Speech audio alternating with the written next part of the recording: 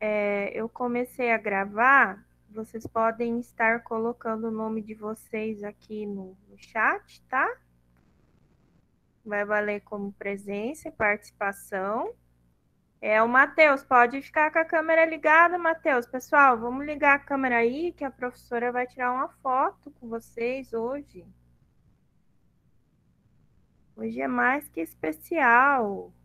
Tava arrumando o computador, sabe? A professora tava no celular no computador. Aí eu tava abaixando o volume do computador aí. Ô, professor, a câmera do meu computador aqui é maior. Não tem como ligar, não, ó. Você vê? Oi, gente, mas a gente tá em 20 pessoas.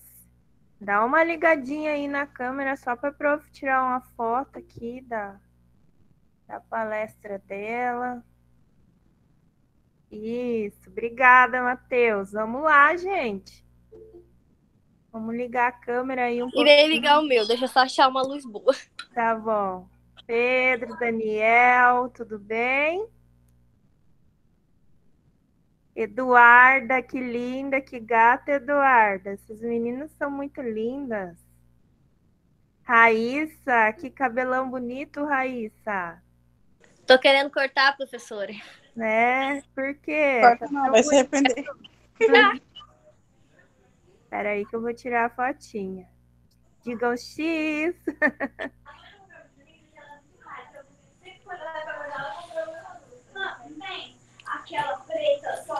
Pessoal, vocês podem ir participando, tá? Se quiser, é melhor para mim se vocês deixarem a câmera ligada, porque daí parece que eu não tô falando sozinha, né? E aí parece que... Professora, sem condições hoje. Mas quem puder deixar ligado, pode deixar, tá? Eu vou fazer assim, pessoal. Eu vou lá para o PowerPoint agora, tá? Que eu vou começar a passar lá a palestra. A gente vai começar no horário. Aí, se vocês tiverem alguma dúvida, tá? Vocês podem me chamar pelo microfone, porque a professora está cuidando da sala e está passando os slides, tá? Então, eu não consigo ver alguma coisa aqui no chat. Tem que ser pelo microfone, tá bom? Vocês estão enxergando? Não, professora. Não, professora. Não, professora. Peraí, então. Vou colocar de novo. Fernanda tomando um Teres. Que bom. Professora, não é Teres, não. Calma aí. É chimarrão. É chimarrão. É chimarrão? Você é gaúcha? Eu sou filha de gaúcho. Eu também sou filha de gaúcho. Eu não sou filha de gaúcho e nada, e gosto de tomar isso. Acho que deu algo errado comigo. Algo errado, né? Agora eu sei com quem que eu vou tomar chimarrão lá na escola, então. Fernanda, ó, a Issa. É só chamar, professora. Quando passar a pandemia, a gente faz uma roda de chimarrão lá na escola, né? Bom, pessoal, boa noite a todos, tá? Sejam todos bem-vindos. Vocês estão me escutando bem? Estão vendo bem a apresentação? Sim. Sim. Sim, professor, tá de boa. Ok. Então, eu vou me apresentar, né? Já que talvez vocês não saibam por esse lado, né? Então, eu sou mestre em produção, sou zootecnista desde 2013, né? Formada, graduada pela Universidade Estadual do Oeste do Paraná, UniOeste. Desculpa que eu voltei aqui, perdi, agora vou voltar aqui na minha tela. Sou mestre em produção e nutrição animal, né? De ruminantes especificamente, e fiz meu estudo em cima da forragicultura e pastagem. Então, já que eu não tive a oportunidade ainda, né, de estar disponibilizando esse conhecimento em nenhuma disciplina que a gente já viu nas funções e subfunções, hoje eu vou trabalhar um pouquinho com vocês sobre o uso de forragens conservadas, tá ok? Então, em primeiro lugar, eu adaptei alguns conhecimentos que eu acho que é importante vocês terem, né, em relação à forragicultura, em relação à pastagem, alguns conceitos, na verdade, que que eu acho que facilita para vocês entenderem aí o nosso conteúdo ao longo da nossa palestra, tá? Lembrando que quem tiver alguma dúvida, me chama pelo microfone, que a gente para, tá? Compartilha a dúvida e volta para a palestra sem problema nenhum, tá bom? Estou muito feliz com a participação essa noite, 30 pessoas, 30 alunos, estou bem, bem feliz. Obrigada, pessoal, pela atenção, tá? Então, o que é forragicultura, né? A forragicultura, só um pouquinho que eu vou aceitar. A forragicultura é uma ciência, né? A gente pode considerar ela uma ciência, porque a gente vai estudar as plantas forrageiras, né? As plantas forrageiras, elas são estudadas dentro da produção animal e da área vegetal, que é uma relação entre a planta com o animal, né? Uma troca, uma inter-relação entre a planta e o animal. E a forragem, um conceito de forragem, é que a gente tem a forragem como alimento consumido pelo animal, mas não é qualquer animal, né? Quem consome a forragem é o ruminante, né? Anatomicamente, fisiológica falando, é o ruminante. O ruminante, só deixa eu voltar. O ruminante, pessoal, ele tem a câmara de fermentação, né? Que é o rumen, que é aquela grande câmara, quando você abre ele para bater, né? O bovino de corte, o ruminante também é bovino de leite, e os pequenos ruminantes, que são os caprinos e ovinos, né? Mas assim, quando você abre ele, tem aquela grande câmara, né? Então lá está o rumen, o retículo, o omaso e o abomaso. E esses compartilhamentos, né? Esse grande, como se fosse um grande bucho, né? Por isso que a gente fala buchada. Eu gosto de comer dobradinha, gostoso. Então, por isso que a gente fala buchada, porque são câmeras, né? Que cada um desempenha uma função. Qual função, professora? Essa função maravilhosa que é, né, a transformação da gramínea, da leguminosa, da pastagem em leite e carne, né? Então, o ruminante, ele é o único animal que ele consegue fazer isso. Então, como que ele faz isso? Pela própria anatomia dele, né? Por ele ter um rumen, por ele ser ruminante, né? Em primeiro lugar, e porque ele tem dentro do rumen bactérias fermentativas.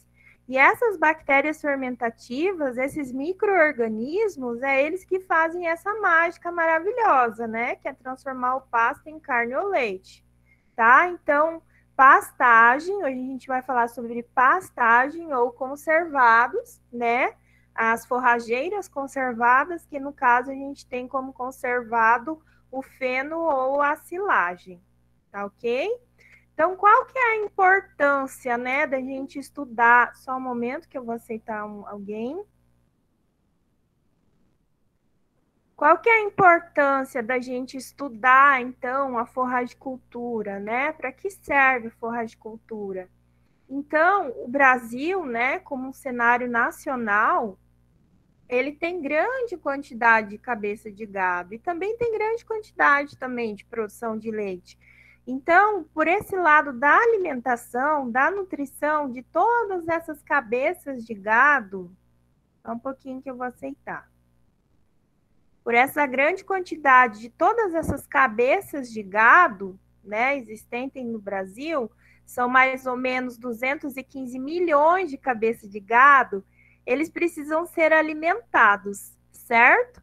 E aqui no Brasil, a gente tem um diferencial, né, em relação aos outros países. Aqui no Brasil, a gente cria gado a pasto, né? Então, se torna até um recurso mais barato para fornecer o alimento, né? Porque a gente tem território, a gente tem clima, né? A gente tem tecnologia, e isso transformou o Brasil num grande celeiro do mundo, né? A gente tem aí nesse mapinha aqui que a professora colocou para compartilhar com vocês, essa relação, né, da área disponível para a agricultura nos países da América Latina aqui, né? Então, o Brasil, ele tem 187 milhões de hectares destinado à agricultura, né? Então, por isso que a gente considera o Brasil realmente como o celeiro do mundo, porque ele tem território, ele tem tecnologia, né? E ele tem a grande área aí que a gente pode estar utilizando da área agricultura, do plantio, da pastagem, da produção animal, da produção vegetal e etc. Bom, agora eu queria conversar um pouquinho com vocês sobre pasto, né? Quando a gente fala pasto, pastagem, né? Qual que é esse conceito? Por que desse conceito? Então, pasto, pessoal, é um conjunto de perfilho, né? Eles vivem de uma forma dinâmica ali dentro dessa área, né? Desse piquete, desse local da pastagem. Então, o que é perfilho? Ele tem uma matéria, a pastagem, só um pouquinho que você está. A pastagem, ela tem uma matéria-prima de custo baixo, né? Relativamente baixo. Só um pouquinho que eu vou aceitar. A pastagem, ela tem um custo baixo, né? Relativamente baixo em relação aos outros alimentos, né? Que a gente utiliza para alimentação de ruminantes, né? E ela resulta numa conversão alimentar, numa eficiência alimentar desse animal muito boa no produto final. Qual é esse produto final? Então, o produto final é a carne ou o leite, né? Então, lá, vamos lembrar, as bactérias lá do rumen, elas fermentam, então, essa forragem, essa pastagem, e transformam numa boa conversão alimentar, né? Então, ó, você enxerga o pasto como uma matéria verde, né? Você vai lá, enxerga o pasto como uma matéria verde. Ainda aqui em Rondônia, algumas pessoas falam, agora tá verde, né? Por causa da seca, né? Em relação à precipitação, que o pasto acaba secando, né? Tendo essa degradação na pastagem. Mas, no geral, só um pouquinho. Mas, no geral, a pastagem é vista como uma matéria verde, né? Tem aquela lâmina verde da pastagem, uma braquiária, um pânico, né? As forrageiras tropicais aí, as pastagens tropicais. Mas o animal, gente, ele não aproveita essa matéria verde, né? Ele vai aproveitar dentro do rumen, anatomicamente, fisiologicamente, a matéria seca. Por quê, professora? Porque quando o animal, né, engole a pastagem, né, aprende ali com os dentes e com a língua, né, e aí ele engole a pastagem. Aí vai cair no rumen, né? Como eu disse, cada compartimento tem a sua função. Então, eu tenho o rumen, o retículo, o omaso e abomaso. No rumen, ele vai ficar ruminando. Sabe quando a vaca deita lá, o gado deita lá e parece que está mascando chiclete, né? Quando eu entrei para a graduação, eu tinha essa impressão. Eu pensava, por que esse animal masca chiclete, né? Quem não é da área fica olhando lá e aquele animal mascando e deitado, geralmente, né? Ele pode ruminar em pé e deitado. O ideal é que ele rumine deitado. E aí ele rumina e volta aquela massa, né? O que é ruminar? É a volta daquele bolo alimentar para a boca e da boca para o rumen. Então, ele faz isso algumas vezes, né? Essa ruminação, até ele conseguir separar aí da primeira função, né? Que é conseguir digerir bem essa fibra no primeiro momento e passar para a parte do retículo, né? No retículo, só um momentinho que eu vou aceitar.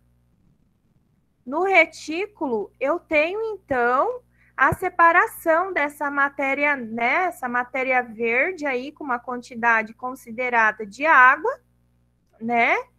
Para que essa matéria, essa massa fique um pouco mais, como se fosse um purê de batata, como, por exemplo, ela entrou uma sopa, né? E agora ela está passando do retículo para o omaso, como se fosse um purê de batata. E do omaso para o abomaso, aí vai fazer a absorção dos nutrientes dessa matéria seca, dessa pastagem. Então, eu não posso considerar, quando eu vou calcular a unidade por área animal, né? Quando eu quero saber quanto de forragem eu vou ter que guardar, quanto de silagem, quanto de feno eu vou ter que guardar e disponibilizar para o animal na matéria seca. Eu preciso fazer a conversão para Na matéria verde, eu preciso fazer a conversão para a matéria seca, tá? Porque a matéria verde, a água não se aproveita pelo animal como alimentação para absorção de nutrientes. Só a matéria seca mesmo. Aí, num quesito de fisiologia do pasto, né? Como funciona, então, esse conjunto de perfilhos, né? Quais são as peças do pasto? Então, o perfilho, gente, ele é formado pela folha, né? E pelo talo, né? E aqui embaixo a gente tem a raiz. Hoje a gente não vai entrar em morfologia das gramíneas, tá? Que é a parte que fala de cada espécie, da família, né? Da parte estrutural e morfológica. Hoje a gente vai falar especificamente sobre perfilhos, né? Sobre forragem, sobre pastagem.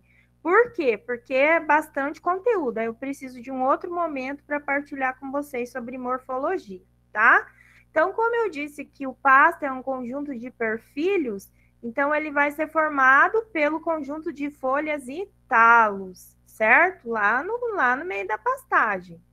Outro conceito para vocês entenderem, né? Então, a pastagem, ela é uma unidade de pastejo. Então, eu tenho aqui uma unidade de pastejo formado por vários piquetes, tá? Vocês estão conseguindo enxergar aí os piquetes, né? Com esse corredor no qual eu passo o animal aqui, né? E vou disponibilizando conforme a pastagem para que ele possa pastejar ali, né? E receber o alimento dele. Aqui eu tenho um outro exemplo de pastagem, que eu tenho o alimento aqui, né? Como pastagem.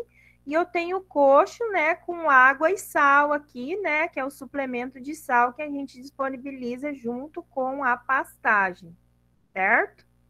Aí eu tenho o conceito de forragem, né? O que é a forragem, então? Né? Se a pastagem, né, se a forragicultura é a definição, né, o alimento do animal em forma de pastagem ou forragem conservada, né? Então, essa forragem, a parte da forragem vai ser as partes aéreas aqui da planta herbácea, né? Que vai servir de alimentação pro ruminante. Então, eu posso dar essa parte... Só um pouquinho, gente. Eu posso dar essa parte aqui da forragem em forma de conservada ou em forma de pastagem, certo? Agora a gente terminou os conceitos, né, que eram primordiais para vocês entenderem um pouco mais sobre essa relação da forragicultura, né? Agora a gente vai falar sobre um pouco de relação do que eu falei aqui no slide inicial, né? Que é a relação da planta com o animal, tá? Então, a forragicultura é a ciência que estuda as plantas, né? As forragens que são fornecidas para o alimento, o consumo desse animal, tá? Então, agora a gente vai tentar entender um pouco dessa relação da planta animal, da inter-relação entre a planta, o animal e o solo, certo? Então, gente, aqui eu coloquei essa imagem. Eu sei que não está muito boa, mas é muito bom esse livro, tá? A gente utiliza isso em alimentos e alimentação, nutrição animal, princípios básicos do manejo de pastagem. A gente utiliza ele dentro da produção animal, tá? Na zootecnia, e ele é muito bom. Se vocês tiverem dúvidas, é só pesquisar. Eu coloquei essa capa ilustrativa porque aqui tem uma ilustração maravilhosa do que é a relação da planta com o animal, tá? Aqui a gente tem a relação do solo, então essa inter-relação, né? Então, quanto ao clima, né? A gente costuma dizer, pessoal, aqui entra muito assim a questão da mão do homem e da não mão do homem, para a gente poder entender. Então, a relação da planta vezes o animal. As condições de consumo do animal, eu tenho a mão do homem. As condições de plantação, né, do trato cultural, da adubação, eu tenho a mão do homem. Mas a relação do clima, né, e algumas características do solo, né, a própria formação do solo, o tipo de solo, eu não tenho a mão do homem. Então, eu tenho aqui fatores bióticos e não bióticos, tá? No qual eu nomino a mão do homem e a não mão do homem. Por isso que eu tenho esse manejo na relação planta e animal, certo? Então, qual não é a mão do homem? Só um pouquinho que eu vou aceitar. Qual não é a mão do homem? Né? A mão do homem, então, o homem não tem efeito sobre a radiação solar, não tem efeito sobre a precipitação, não tem efeito sobre a temperatura, né? Isso não é o homem que define, é a natureza, né? Em relação ao solo, o homem não tem efeito, né, sobre o tipo de solo, a própria erosão, a lixiviação, a fixação de nutriente no solo. Isso são os constituintes do solo. Então, o homem não coloca a mão. Mas o homem coloca a mão em fertilizante, né? Coloca a mão em adubação, na própria plantação de pastagem, de forragem. Em relação ao animal, coloca o animal, a categoria animal desejada, a idade do animal desejado, né? Sobre o consumo do animal, o homem também não põe a mão, né? Porque isso é um fator que o animal determina, né? O quanto ele vai consumir e se ele vai consumir, né? Aí é que a gente tem a planta, então, né? Ela é formada, ela tem um processo de maturação e desenvolvimento. Então, ela cresce e o animal consome essa planta, né? Esse animal consumindo essa planta, pessoal, entrando aqui dentro do rumen dele, ele tem a transformação maravilhosa, né, da pastagem em leite em carne. Só que aí ele solta aqui pela bufunfa dele aqui, né, o metano, né? E o metano, ele é tóxico para a camada de ozônio, é tóxico, a gente sabe que é. E ele acaba, então, né, volatilizando, né? E acaba, então, contribuindo para a camada de ozônio, tá? Então, eu tenho vantagens, certo? E desvantagens dessa relação da planta animal. Aí o animal acaba excretando aqui fezes e urina, isso é uma vantagem, né? Essas fezes e urinas acabam vindo aqui por lixiviação no solo, né? E acaba contribuindo aí também com a matéria orgânica e os nutrientes disponíveis nesse solo, tá? Então, eu tenho vantagens e desvantagens. A erosão, ela é uma desvantagem, né? É causada também pelo pisoteio do animal na pastagem, tá? Então, isso é controlado pelo homem, né? E deve ser controlado pelo homem, para que no final dessa inter-relação aqui esteja tudo ok e equilibrado para a rentabilidade e o crescimento da produção animal, tá? Deixa eu mudar o slide. Aqui eu tenho um outro esquema bem legal, né? Que é adaptado de Goldzoom, né? De 1990. Nossa, professor, não estava nem viva, né? Eu acho que muitos de vocês não estavam nem vivos. Mas assim, pessoal, por que eu estou colocando esse autor aqui de uma idade avançada? Porque quando a gente estuda na graduação e no mestrado, né, alguns conceitos, né, algumas disciplinas, a gente utiliza lá autores lá do passado. Ah, professora, tem que ser autor novo, né? Que nem a professora pede lá no PPJ 2010 para cima. Por que está botando autor de 1990? Porque, gente, dentro da ciência, a gente tem autores maravilhosos que nenhum outro autor, a passar de todos os anos, conseguiu, né, o conceito, a definição, o que ele descobriu, o que ele implantou, o que ele escreveu. Então, esse é um autor que ele adaptou aqui, né, os estágios de produção em ecossistemas de pastagem. Então, é utilizado até hoje, tá? Então, por isso que eu estou utilizando esse autor. Então, essa relação, né, começa com os recursos, né, entre solo, clima e planta, dentro dessa inter-relação que eu expliquei para vocês. Aí ocorre o quê? A forragem produzida, só um pouquinho que eu vou aceitar.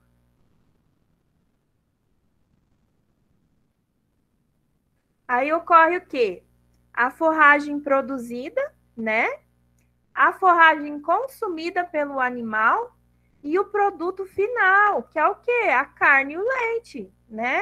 Então, esse crescimento, a utilização, o crescimento da pastagem, a utilização dessa pastagem e a conversão alimentar dessa pastagem, né? Porque lembra que a professora falou que não pode considerar a matéria verde, tem que ser a matéria seca? Isso vai depender muito da conversão que o animal faz. Ah, professora, explica isso de outra forma. Então, eu vou tentar explicar de uma forma bem prática. Conversão alimentar, né? Então, o ruminante vai lá, engole a pastagem, né? Ela vai parar lá no rumen, no retículo, no omaso, abomaso, e ele faz aí o processo, né, de todas as funções dessa anatomia digestiva dele do rumen, e ele consegue absorver bastante nutriente, ele consegue absorver muita matéria seca. Aí, o que vocês acham agora? Vocês acham que ele está tendo uma boa conversão alimentar ou uma conversão alimentar ruim? O que vocês acham? Se ele consumir bastante matéria seca, ele vai ter uma boa conversão ou uma ruim conversão alimentar? Vamos participar, gente. Uma boa conversão ou uma ruim? Boa. Isso, quem falou? Vai ter uma boa. Isso, mas quem falou? Gleiciane. Ah, obrigada. Gleiciane. Tá bom. A Neuciane tá certa, a nossa colega tá certa. Então, ele vai ter uma boa conversão alimentar. E essa boa conversão alimentar, né, vai ser totalmente em relação à produção dessa área de forragem, né, o quanto de matéria seca ele vai produzir por hectare nessa área, tá? Então, assim, quanto mais ele produz, mais qualidade, maior quantidade, maior a conversão alimentar, maior o produto final, né? Que é o desejável, que é a carne e o leite. Aí aqui eu coloquei para vocês também um esquema do fatores de manejo animal e planta. Por que eu coloquei? Porque é um sistema, né? O ecossistema pastoril, sistema ecológico, né? Que aí fala dos bióticos e não bióticos, né? Essa relação animal, planta e solo. Então, como que funciona esse sistema ecológico? É que um depende do outro para sobreviver, né? Então, o que acontece? A planta depende do solo aqui, dos nutrientes, NPK, né? Aqui, a altura do pastejo vai depender muito desses nutrientes que ela absorve, a quantidade de folha, né? Massa foliar, composição química, né? Bromatológica dessa pastagem vai depender, então, dessa área aqui do solo que ela foi plantada, né? O trato cultural dela, a adubação que ela sofreu. Aí o animal, ele vai consumir essa forragem, essa pastagem, né? E tem um fator que é chamado fator de consumo. E o que esse animal está ligado com o fator de consumo? Então, como eu disse antes, né? O fator de consumo, ele está ligado com a raça, a idade, o sexo e o estado fisiológico desse animal, né? Se esse animal está com todos os hormônios, se ele está com uma boa fisiologia, né? Uma boa anatomia, se ele está bem de saúde, né? Então, em relação ao bem-estar também entra muito a questão principalmente da temperatura. Esse não é o tema específico que eu vou abordar aqui, né? A questão do fator consumo do animal, mas só para vocês terem ideia, gente, o fator idade, raça, a raça está vinculada à genética, né? À temperatura, ao bem-estar animal. Então, a gente vê aquelas pastagens sem nenhuma sombra, nenhuma árvore para ele descansar, né? Para ele poder adequar um pouco, ter um equilíbrio um pouco térmico em relação à temperatura. E aqui em Rondônia, a gente tem altas temperaturas. Mesmo que eu estou trabalhando, professora, mas eu estou trabalhando com Nelore, ele tem que aguentar, a aptidão dele é aguentar. Mas, assim, a gente tem que lembrar que é um animal, né? Um animal de produção.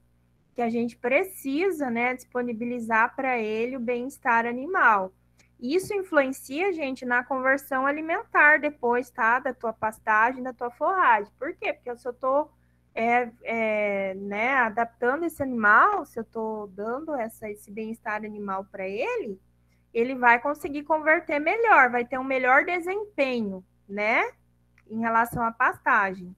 Então, esse é o fator consumo e essa é a inter-relação nesse ecossistema pastoril, né, esse ecossistema natural. E aqui tem uma flechinha escrito suplementação. Por quê? Porque geralmente quando a gente tá com o animal na pastagem, a gente suplementa com sal mineral, né? Dependendo da pastagem, a gente suplementa com sal mineral proteinado também, né? Que é para dar uma equilibrada aí na porcentagem de proteína que esse animal está consumindo, tá ok? Aí agora a gente vai entrar na parte de forragicultura, né? Os parâmetros para efetuar a escolha da espécie forrageira. Então, eu quero escolher a minha espécie forrageira que eu quero, né, plantar lá na minha propriedade e que eu quero que seja uma boa escolha. Então, para que eu tenho que olhar para ter essa boa escolha, né? Então, eu tenho que saber o tempo útil de vida dessa pastagem, né? Condição de clima, do solo, tipo de solo, né? Que eu tenho na propriedade. A produção forrageira, então, quanto de matéria seca por hectare essa forrageira vai me proporcionar, tá? O valor nutritivo dessas plantas, né? Composição nutricional dessa pastagem. Como a gente trabalha com categoria, raça, idade, a gente vai trabalhar com a exigência nutricional desse animal. Então, se ele é um animal para aptidão de carne, ou se ele é um animal para aptidão de leite, né? Tudo isso eu vou ter pastagens forrageiras específicas também para esse tipo de aptidão. E a época que eu vou utilizar esse recurso forrageiro. Então, a forragicultura, ela vem como um recurso, né? A forragicultura, o uso das forragens conservadas. Então, geralmente, eu utilizo a forragem conservada quando eu tenho algum déficit, né, em relação à precipitação, né, à chuva, que eu tenho um grande período de seca, mas eu preciso o quê? Me programar para mim poder utilizar desse recurso forrageiro. Então, eu não posso achar que, nossa, agora vai começar a seca aqui em Rondônia, né? Diminui a época das águas, né? Então, agora eu preciso me programar para mim, né, fazer o meu feno, a minha silagem. Não, você já não consegue mais fazer esse ano, né? Você precisa se programar para que esse pasto, que essa forragem da tua escolha, ela cresça em época de chuva, que vai garantir maior produção e maior qualidade dessa matéria seca, para que aí eu destine se eu quero feno ou silagem dessa forragem, tá? E isso vai determinar o custo de produção dessa pastagem, do custo de produção animal que você vai ter. Aí, outra característica vinculada à produção de forrageiras, né, da planta forrageira, é quais atributos a planta forrageira precisa ter. Lembrando que no slide passado, nesse slide, são os parâmetros na escolha da espécie. E aqui individual, né, os atributos desejáveis da planta que eu escolhi da espécie, né, que eu vou plantar. Quero plantar braquiária, quero plantar milho para fazer silagem, quero plantar Tifton 85 para feno, né, Cost Cross. Então, assim, a produção de forragem é o que vai contar a matéria seca, né? O valor nutritivo, então, como a gente já falou, a composição e a digestibilidade para o animal, a aceitação pelo animal dessa forragem. Então, assim, o animal tem que achar a forragem gostosa. Para isso, a gente chama palatabilidade. Então, a gente fala que essa forragem ela tem que ter uma boa palatabilidade, que é a aceitação do animal. Essa forragem, essa pastagem, ela tem que ter persistência, né? Então, vai muito naquele primeiro item aqui, que é o tempo útil dessa pastagem, né? Senão eu vou ter muito trabalho de ficar plantando, replantando, refazendo o plantio dessa pastagem sempre, né?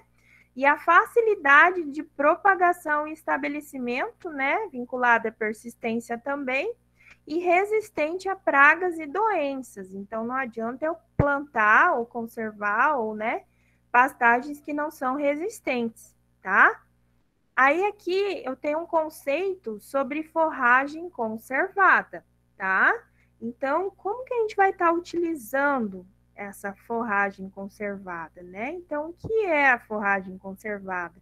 A gente sabe que pode ser em forma de pastagem ou forragem conservada. Então, essa forragem vai ser feno ou silagem, né? Aqui no canto esquerdo nós temos os fardos de feno e aqui nós temos a silagem nesse silo tipo trincheira, né? A gente coloca a lona por cima aqui para não entrar o oxigênio aqui dentro, né? E fermentar e desestabilizar essa silagem, né? Então, forragem é o alimento que possui, né, nutrientes conservados, né? Através dessas técnicas de manejo, que é o feno ou a produção de silagem, certo? Aí nós temos, né, aqui o processo de feno e silagem, né, a fenação, gente, o feno, ela é uma característica com o objetivo de desidratar essa planta, tá? Ao ponto em que a umidade que tiver, o teor de água que tiver dentro dessa planta, ela não permita mais que essa planta perca os constituintes nutricionais, que ela se conserve ao longo do meu período de armazenamento, certo? E a silagem, ela é uma forragem ensilada, quer dizer o quê? Que ela é conservada através de fermentação, né, de bactérias, né? Consequentemente, o abaixamento do pH. Então, aqui na silagem, a gente tem um pH baixo, tá? Uma fermentação aqui constante, tá? Das bactérias, para que ela seja considerada boa, conservada e com todos os seus constituintes nutricionais, ok? Hoje a gente vai falar um pouco mais sobre fenação, tá? Que foi meu trabalho da minha dissertação. Aí, à medida que vocês me procurem, depois nós podemos marcar um outro dia para a gente falar sobre silagem, tá? Porque os dois não tem como falar, são bem longos, assim, tem bastante conteúdo, e para explicar bem para vocês, eu preferi explicar separado, tá? Então, qual que é o princípio básico da fenação, né? É conservar o valor nutritivo dessa pastagem, né?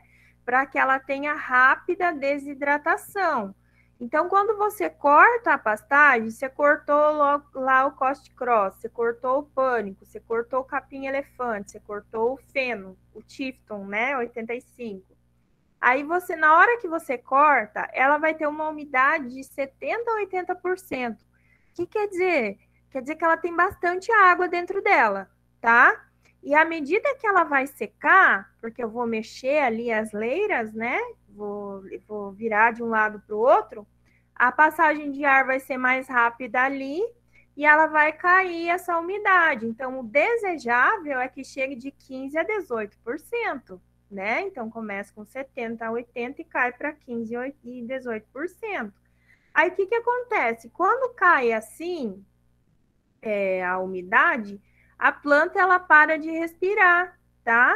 Então, todo esse micro-organismo é paralisado dentro dela e essa atividade de água é reduzida. Então, a partir daí, eu começo o meu processo de conservação dos nutrientes dessa forragem, certo? A fenação, então, é a conservação do valor nutritivo, né? Através do quê, professora? Da desidratação. Lembra que lá no começo vai estar 70%, 80%, até 85%, tá? Eu trabalhei com capim vaqueiro e ele estava 85% de umidade no começo da minha fenação, tá? Então, uma umidade bem alta, né? Que ela caia de 10% a 20%, de 10% a 18%, de 15% a 18%. Nossa, que bom seria se desse 10% de umidade, uma conservação de feno maravilhosa, né? Então, eu posso estar trabalhando com várias gramíneas, né, da espécie Sinodon, né, Dactylon, de outras espécies estoloníferas também, ou não estoloníferas. Então, nós temos o Tifton 85, O capim vaqueiro, né? Eu coloquei ele aqui porque não sei se vocês conhecem ele, né? Se vocês já ouviram falar dele aqui na região, mas eu coloquei ele aqui porque eu utilizei ele no meu mestrado, né? A alfafa e a grama bermuda, né? Geralmente a alfafa a gente utiliza bastante para o cavalo, né? O coche cross também a gente consegue fazer feno, tá? Quais são os processos de fenação? Então, as etapas, tá? Aqui, essas fotos aqui são do meu experimento, tá, pessoal? Que eu fiz, né, na campo, aquela vez, num dos meus experimentos do mestrado. Então, aqui é a fenação, né, do capim vaqueiro, as etapas. Então, a gente tem o corte, né, ele é realizado num processo, pessoal, ele pode ser realizado manual, só um pouquinho que eu vou aceitar. Ele pode ser utilizado manual, né, que vai ter um pouco mais de dificuldade para cortar, e ele também pode ser utilizado na forma mecanizada, né, por segadeiras. Então, eu tenho vários tipos, né, que eu estou utilizando. Aqui a gente utilizou a segadeira condicionada, tá? Que ela vai fazer o quê? Ela vai cortar aqui esse capim, né? E ela já vai deixar elas em leiras, né? Vai deixar ela em leira assim, para que o ar circule aqui nessas leiras e que eu tenha esse processo de desidratação do capim aí muito mais rápido, né? Além do que, no caso, eu trabalhei com capim vaqueiro, e ele é uma mistura de sementes, né?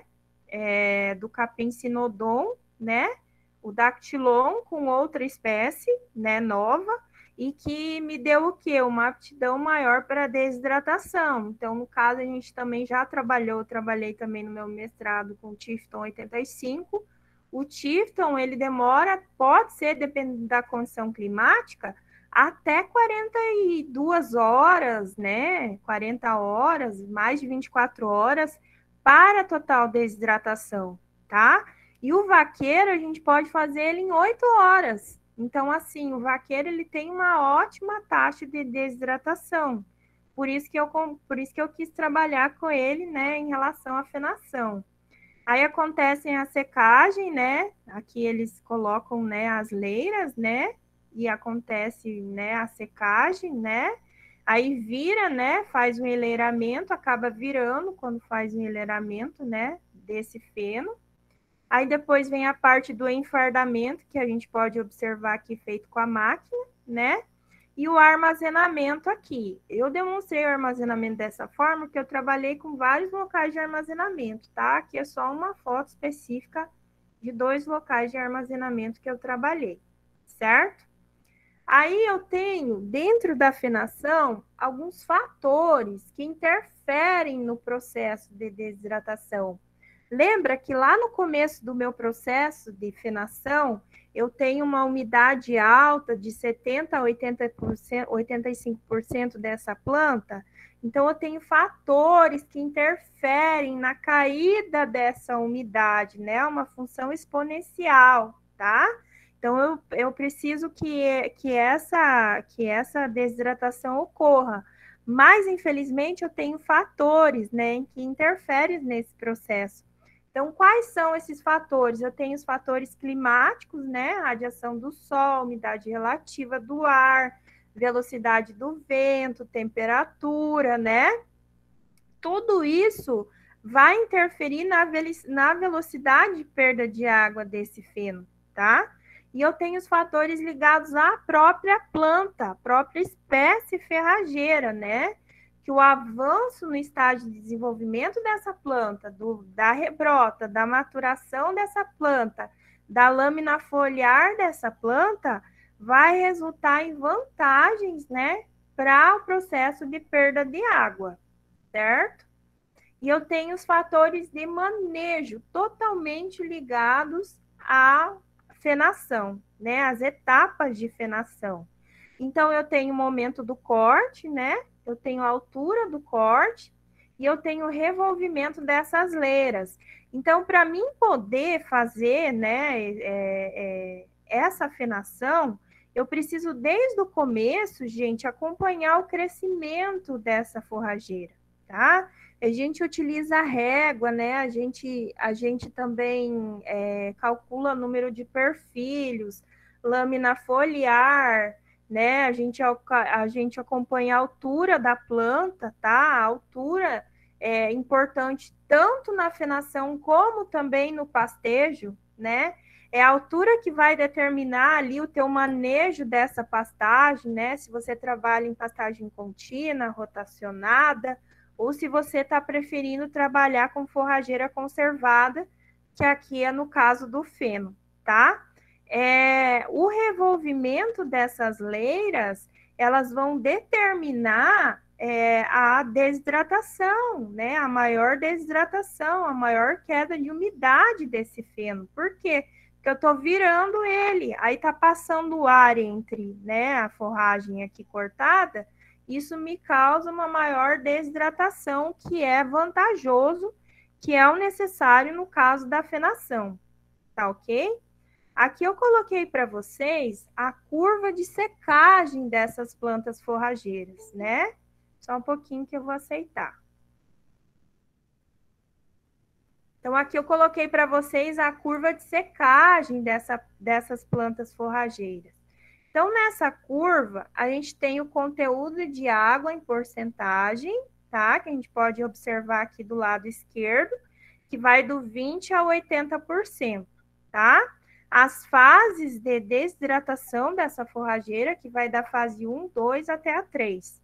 E o tempo, né, em horas, né, que vai do 10 até 60. Então, assim, como eu disse, essa curva aqui é uma curva exponencial, né? O que acontece? Para cada quantidade de água aqui perdida, né, é um aumento no tempo de desidratação dessa planta, tá? Então, por exemplo, aqui na fase 1, que é a fase inicial, né, eu tenho uma alta taxa de desidratação aqui. A planta desidrata bem rápido nessa primeira fase, tá? Então, ela começa com 90% a 80% e ela pode chegar até 65% até a segunda fase. Então, aqui ela está com o estômago aberto. Gente, o estômago é uma partezinha, né, que tem na planta, que eles são estruturas, né? Que ele vai fazer aí a troca gasosa entre a planta e o ar, né? E vai fazer com que essa planta, em outras palavras, respire, tá? Então, na primeira fase, o estômago está aberto, tá? Aí, depois, mais ou menos, né? Pode ser, dependendo da espécie forrageira que você utilizar para fenação, esse estômago já fecha, né? A partir da primeira hora, ele já começa a fechar.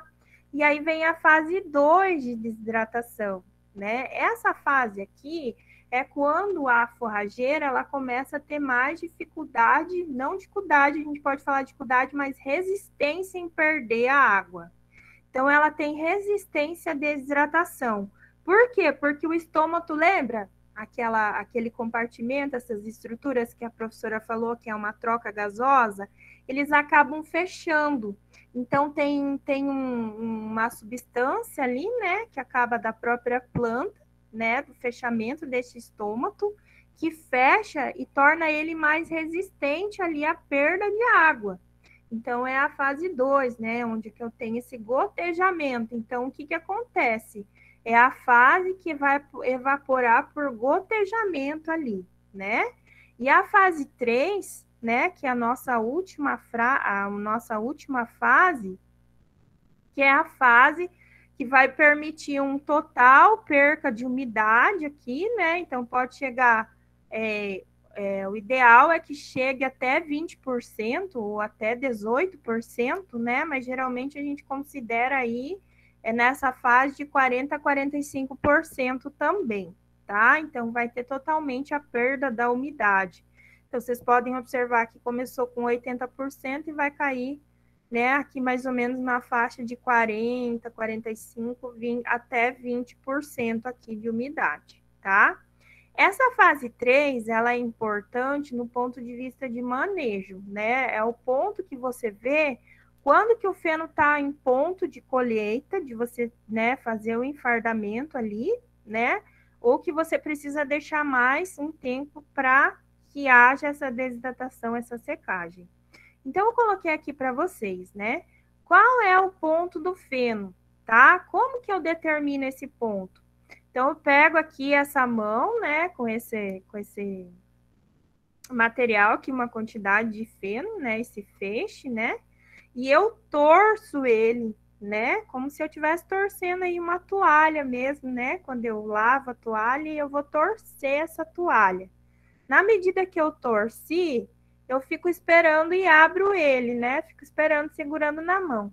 Se ele abrir, né? Se ele voltar, ele vai voltar lentamente, né? Se você não sentir umidade na sua mão ali, ele voltar lentamente à posição inicial, se não vai romper nenhuma haste aqui, nada, né? E você não sentir umidade na mão, e ele voltar lentamente, é porque ele está no ponto certo para você poder enfardar ele, tá? Isso é real, utilizei para mim saber, né, o ponto de eu enfardar o meu capim vaqueiro, Tifton 85. Realmente, quando você vai lá fazer o ponto, o Tifton 85 vai demorar bem mais, o vaqueiro já faz o ponto depois de 8 horas de corte. Então, é maravilhoso essa, né, a gente poder utilizar esse método de conservação do alimento. O que que acontece? Eu tenho a interferência também, depois, quando eu transformei em feno, eu enfardei, no valor nutritivo dessa forragem, desse feno, né? Na perda desses valores, né? Então, quais são os fatores que interferem no valor nutritivo e perdas?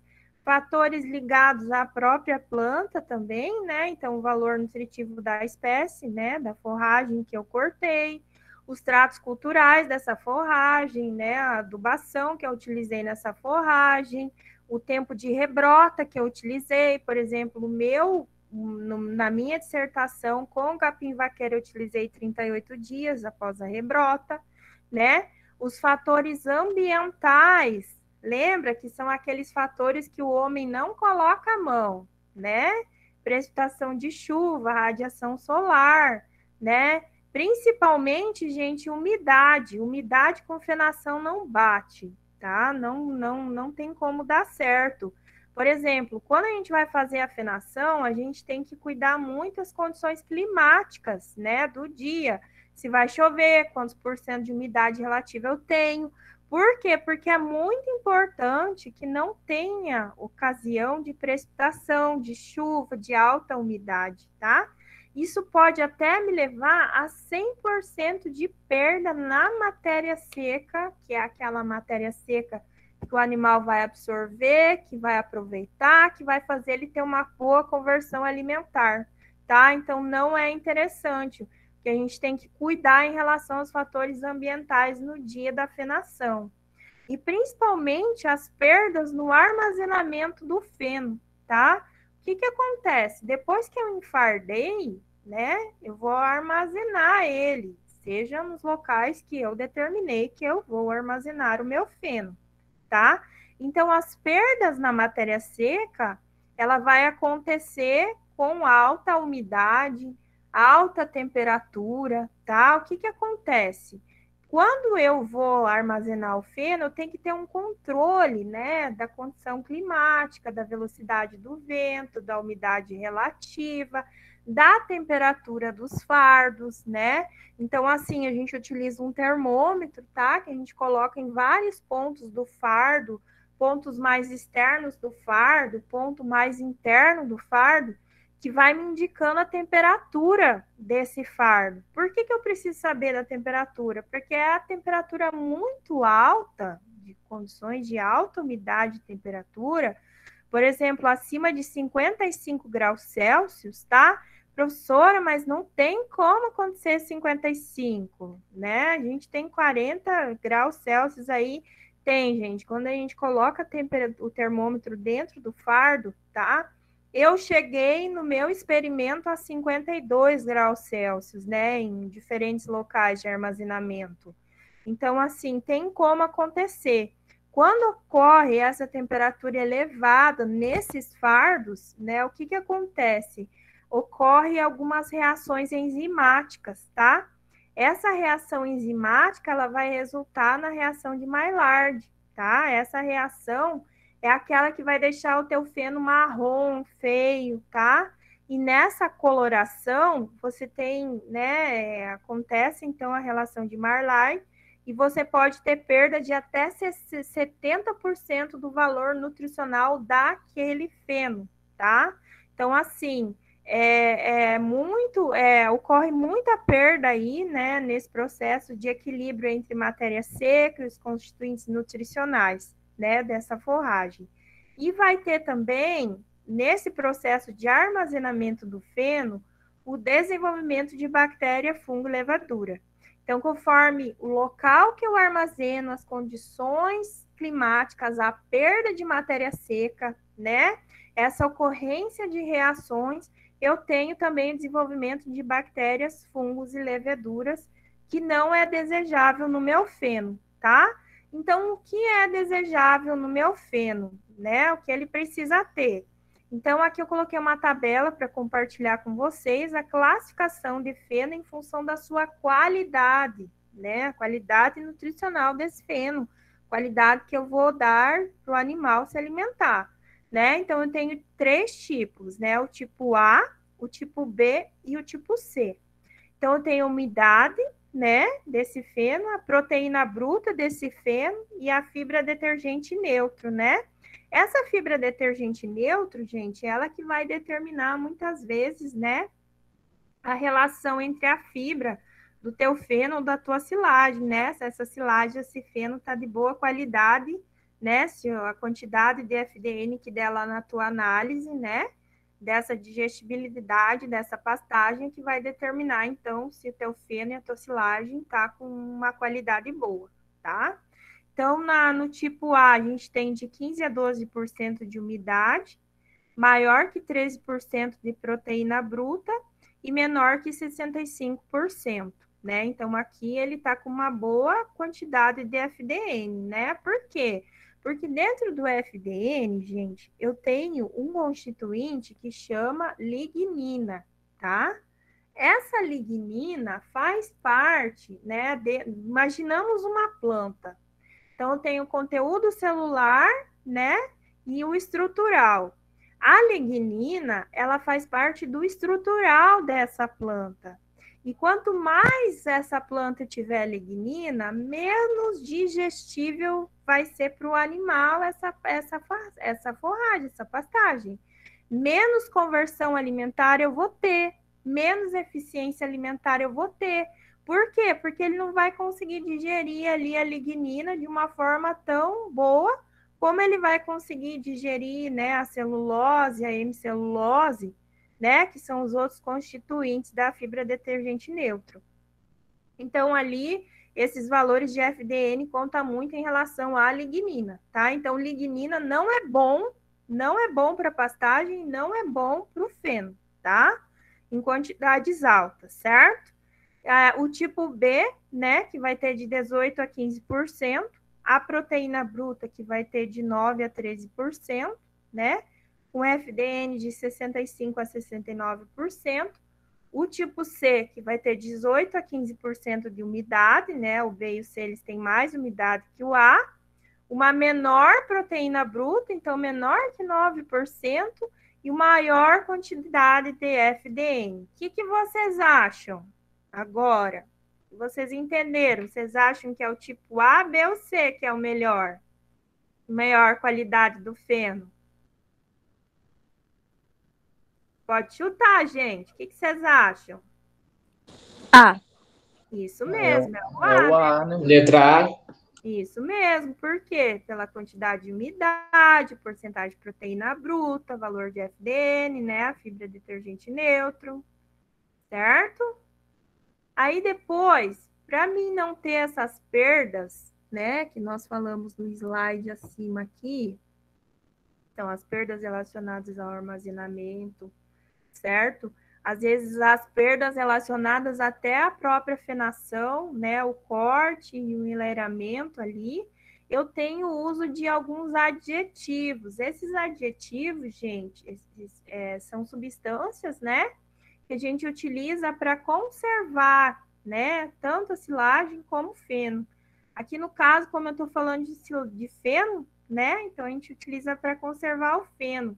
Então, quais são, né? A gente tem a amônia, a anidra e ureia, né? O ácido propiônico e o propionato de amônio. Então, dentre esses, parafenos com alta umidade, por exemplo, lembra que a professora falou naquela curva de desidratação do feno, começa em 85%, o ideal é que chegue em 40%, 20%. Então, quando eu não tenho 20% de desidratação aqui na fase 3, então eu vou usar um aditivo, por exemplo, eu tenho 40% de desidratação. Aí eu posso estar, né, já posso me preparar que esse meu feno ele não vai conseguir primeiro conservar por um período muito longo. Eu vou ter muita perca de matéria seca, né, e de outros constituintes, né, dessa forragem nutricional, proteína bruta, carboidrato solúvel, né? Então vai influenciar muito na qualidade nutricional do meu feno. Por isso que eu utilizo o aditivo, certo? Aí eu vou utilizar o aditivo, a gente utiliza mais a amonização, né? Que a gente faz pela amônia anidra. E o uso de ureia também como fonte de amônia. O que acontece? A amônia, ela vai agir ali, né, nesse feno, né? Como processo de conservação, né? Um processo ali de estabilidade, né? De umidade, de matéria seca, né, em relação à conservação dessa pastagem. Aí eu posso estar aplicando esse aditivo na minha no meu feno, né, em dois momentos. Eu posso estar aplicando ele durante o enfardamento, né, e eu posso estar aplicando mais utilizado, que é no armazenamento. Por que é o mais utilizado? Porque no armazenamento eu posso estar utilizando mais que uma vez essa aplicação de aditivo. Para quê? Para que eu tenha uma maior, né? Aí o meu fardo ele né, tem aí maior durabilidade por mais tempo de conservação, né? Posso estar trabalhando de 0, 20, 30, 40, 60 dias, que foi o tempo que eu trabalhei no meu experimento, né? E ele pode aí corrigir falhas que possam existir durante o processo. Quais são aquelas falhas, né? Então, até vou voltar aqui no slide para vocês lembrarem, né? Então, é a perda de matéria seca pelo aumento da umidade, né? Condição de alta umidade pelo aumento de temperatura, reação enzimática, reação de Maillard, né? Fazendo aí o feno ficar marrom, feio, perder valor nutricional, e também tão sério o desenvolvimento de bactéria, fungo e levedura, que eu vou estar falando para vocês agora um pouquinho sobre isso, tá?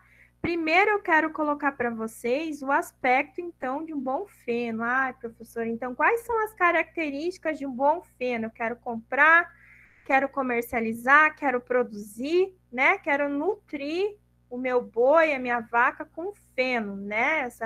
Esse uso da forragem conservada agora na seca. Então, um bom feno, gente, ele tem que ter uma coloração esverdeada, ele tem que ter um cheiro agradável, gostoso. E é sério, o cheiro do fardo do feno, quando bem feita a fenação, com todos os constituintes nutricionais, eu adoro o cheiro que faz, é um cheiro agradável, né? Não pode ser fedorento. É uma boa porcentagem de folha, né? Ser macio, né? Livre de impureza, então aí entra a terra, erva daninha, elemento tóxico. Por que eu falo do tóxico, né? O fungo, porque o fungo produz micotoxina. E a micotoxina é tóxica, né? Tanto para o animal como para o ser humano, tá?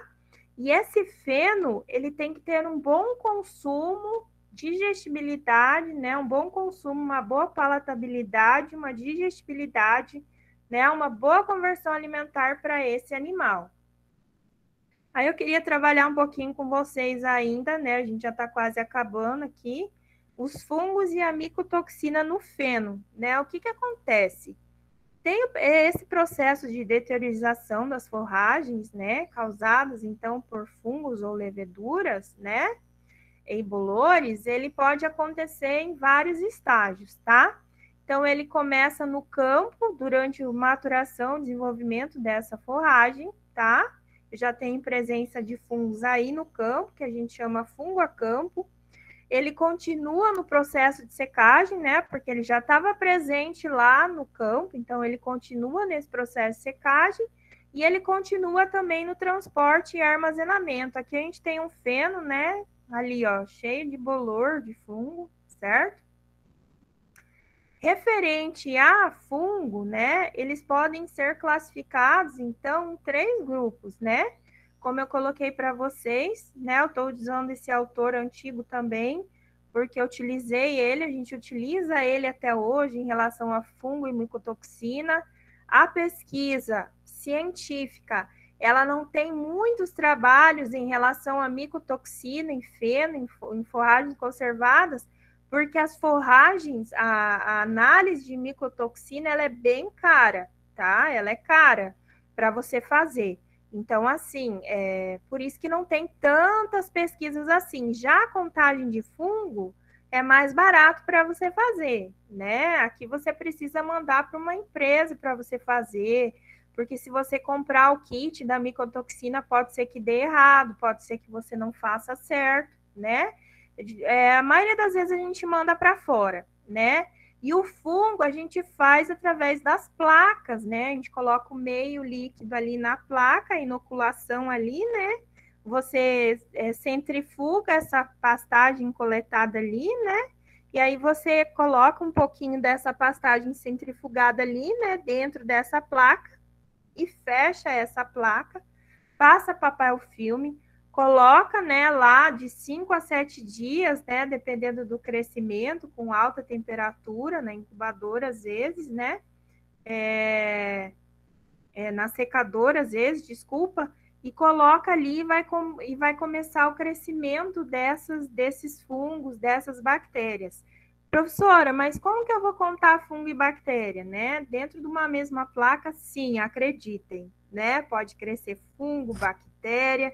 Então, geralmente, quando a gente vai trabalhar com fungo, né, a gente coloca um antibiótico dentro desse meio, dessa placa, né, para que não cresçam as bactérias, para que matem as bactérias e cresçam uns fungos, para a gente poder contar essa placa e ver que tipo de fungo cresceu ali, que no caso foi o que a professora fez no laboratório, né? Então, os fungos encontrados a campo, geralmente é da espécie Fusarium, né, do tipo Fusarium e Cladosporium. A gente encontra muito mais Fusarium do que Cladosporium, tá? Uma quantidade muito grande. Os fungos intermediários, então, além do Fusarium, né, eu tenho o Penicillium, né, também que eu posso ter nessa fase. E os fungos de armazenamento, que eu tenho também o Penicillium e o Aspergillus. Qual que é a preocupação real, professora? Mas a senhora fica falando de fungo no feno, né? A preocupação real é assim, gente. O fungo, o animal comer o feno com o fungo, não é desejável, tá? Por quê? Porque eu não sei o tipo de fungo que tem dentro daquele feno, tá? Porque eu tenho Aspergillus, por exemplo, que ele é produtor de micotoxina. Micotoxina é tóxica, gente. Então, é tóxica tanto para o animal que está comendo esse feno, essa forragem, e tanto para o homem que vai comer dessa carne e tomar desse leite. Então, eu não posso correr esse risco de eu estar ofertando um feno com fungo, porque não é todos que produzem a micotoxina. Mas, por exemplo, se eu tiver um Aspergillus lá, daí quer dizer que esse feno está produzindo micotoxina. Quer dizer que essa carne está contaminada com micotoxina. Quer dizer que esse leite está com micotoxina. Micotoxina, gente, provoca até câncer, tá? Então, assim, por isso desse cuidado em relação à qualidade e valor nutricional dessa pastagem, dessa forragem, né?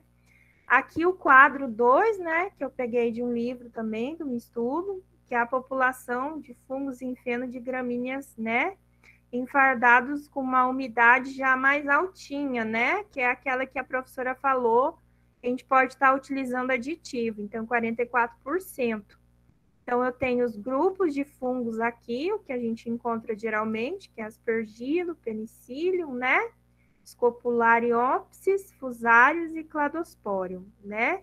E os dias de armazenamento, 0, 2, 5, 7, 12 e 19.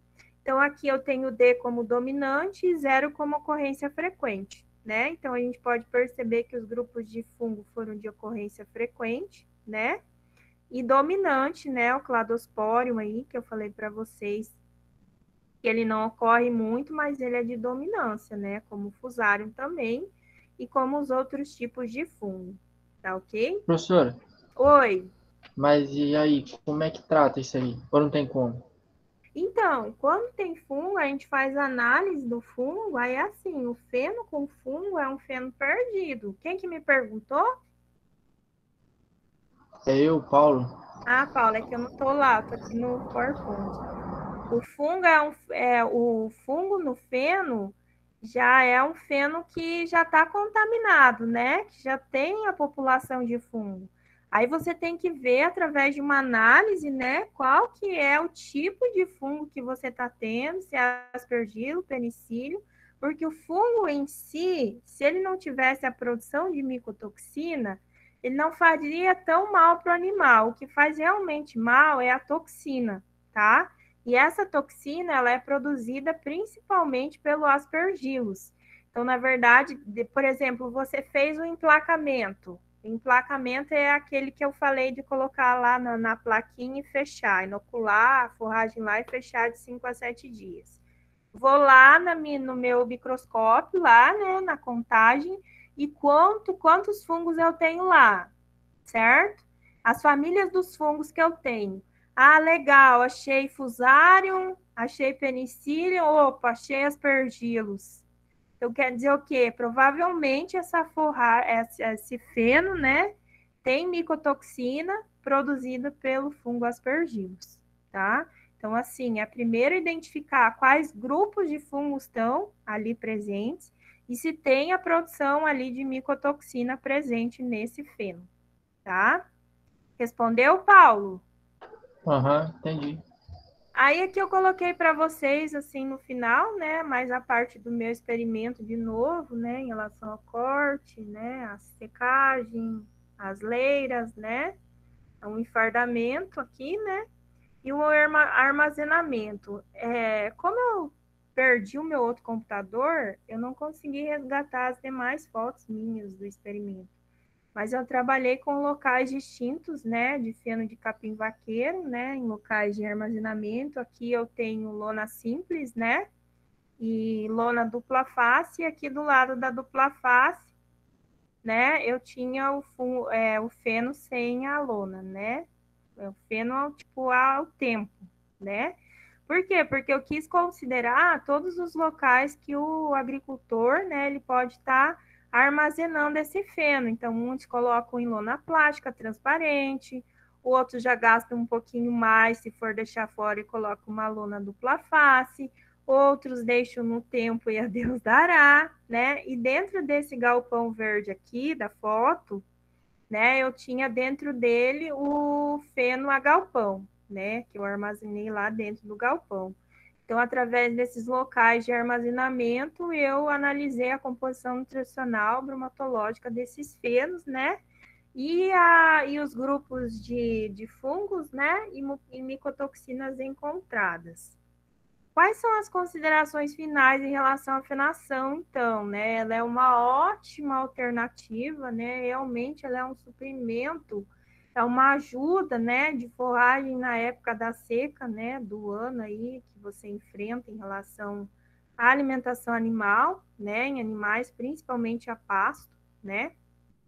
Condições climáticas são necessárias na hora da fenação, né, para o planejamento tanto da maturação, né, e aí do trato cultural dessa espécie, como também o próprio corte, né, enfardamento, a secagem desse feno, né. O maquinário que eu vou estar utilizando também para mim fazer o feno conta muito, tá?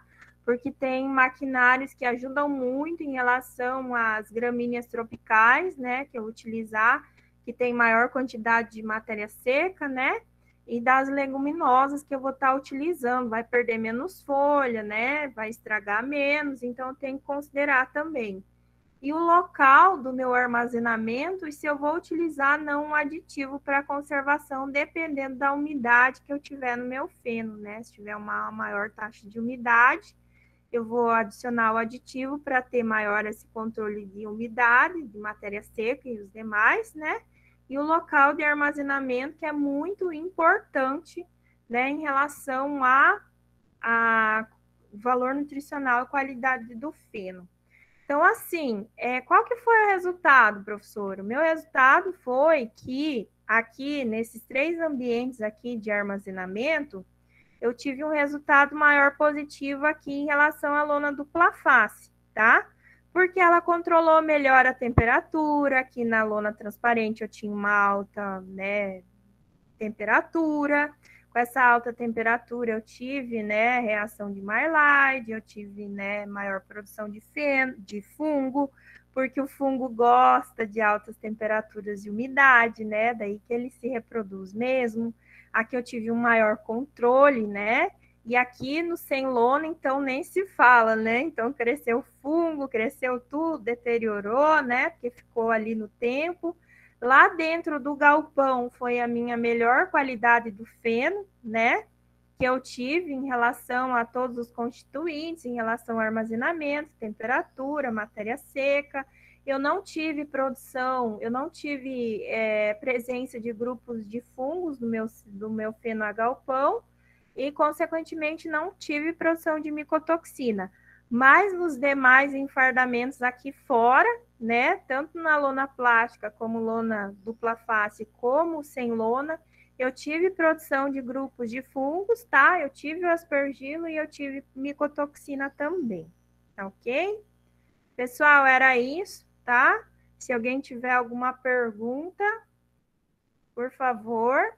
Professora, você falou aí dentro do galpão era com lona também, né? Não, do galpão era sem lona. Sem lona? Sem lona, armazenado no galpão, mas esse aqui, deixa eu voltar aqui. Esse aqui é um galpão que era bem fechado, né? Tinha porta, não era aquele galpão, geralmente só constrói a frente dele, né? E deixa a parte de cima, o pé direito, até com uma passagem de ar ali, não. Ele era trancado, né? Ele era fechado. De dia ele ficava totalmente aberto a porta, mas era livre da radiação solar, era livre de precipitação, de chuva, né? E à noite ele era fechado porque o pessoal da agronomia guardava as máquinas aqui dentro, né? Então, assim, foi a melhor qualidade que eu obtive no meu trabalho. Ele no galpão ali, um melhor controle de temperatura, né? Porque aqui você imagina só, Paulo, exposto ao sol aqui, mesmo com a lona dupla face, ele esquenta mesmo assim, tem? Entendi. Mais alguma pergunta, gente? Querem colocar alguma coisa? Mas por mim, não. Mais alguém? Professora, eu também não tenho nenhuma dúvida, não. Tá bom, Raíssa. Fiquei feliz que você conseguiu assistir até o fim. Pessoal, vocês gostaram? Vocês vão querer uma próxima de silagem? Não vão querer? Aí vocês me falam, tá? Queria agradecer a presença de todos essa noite, tá bom? Obrigado pela atenção e tenham todos uma boa noite.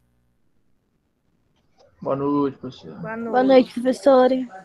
Boa noite, professora. Boa noite, professora. Boa noite. Valeu, professora. Professora. Oi. Boa noite. Então, estou esperando também a de silagem, tá? Ah, tá, Fernanda, pode deixar, a gente marca assim, tá?